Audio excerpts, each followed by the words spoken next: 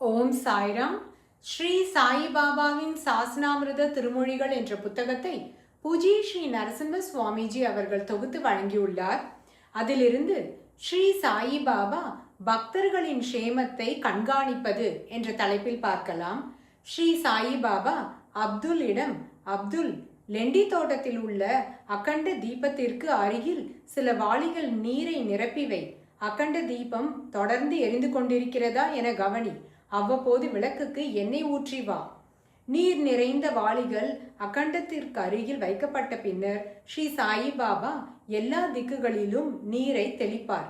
எழுந்து நின்று ஒவ்வொரு திக்கை நோக்கியும் சில அடிகள் நடப்பார்.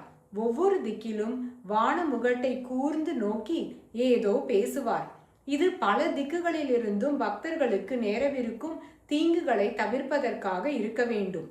அடுத்தது, ஒரு நாள் ஸ்ரீ சாயிபாபா திடீரென தமது கையை மசூதியில் எரிந்து கொண்டிருந்த துணி நெருப்பினுள் விட்டார். கை தோல் வெந்து போயிற்று. ஷியாமா, பாபா ஏன் இப்படி செய்கிறீர்கள்? இவ்வாறு கேட்டுக்கொண்டே ஷியாமா ஸ்ரீ சாயிபாபாவை பின்புறமாக இழுத்தார். ஸ்ரீ சாயிபாபா, பாழாய் போன கை எப்படியாவது போகட்டும். ஒரு குழந்தை தீயில் விழுந்து விட்டது. அதை நான் வெளியே எடுத்துக்கொண்டிருந்தேன். பிறகு அதிக தொலைவில் உள்ள ஒரு ஊரில் ஒரு கம்மானுடைய குழந்தை உலை நெருப்பில் விழுந்து விட்டதாகவும் அதன் உயிருக்கு ஆபத்து நேருவதற்கு முன்னதாக வெளியே எடுக்கப்பட்டதாகவும் தகவல் வந்தது. அடுத்தது, பூடகமான செயல்கள். 1911ஆம் ஆண்டு மார்ச் மாதம் ஒரு நாள் ஆரத்தி நடப்பதற்கு முன் ஸ்ரீ சாயிபாபா, ஓ என் வயிற்றில் தாங்க முடியாத வலி, ஒரு தலைப்பாகை, அதாவது நீண்ட மேலங்கி கொண்டு வாருங்கள் என கூறினார். தலைப்பாகை ஒன்று கொண்டு வரப்பட்டது.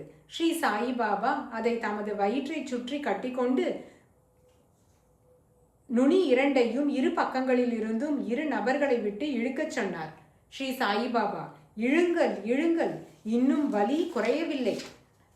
ஸ்ரீ சாயிபாபா பின்னர், இப்போது இழுப்பதை நிறுத்தலாம், எனக்கு நிவாரணம் கிட்டிவிட்டது. இதன் பொருள் என்னவென்று யாருக்கும் விளங்கவில்லை.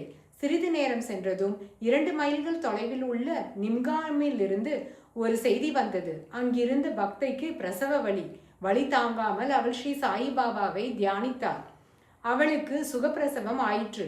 ஸ்ரீ சாயிபாபாவின் அதிசய செயல் அந்த பக்தையின் வலி நிவாரணமாகி சுகப்பிரசவம் உண்டாவதற்கே இருக்க வேண்டும். ஓம் சாய்ராம்.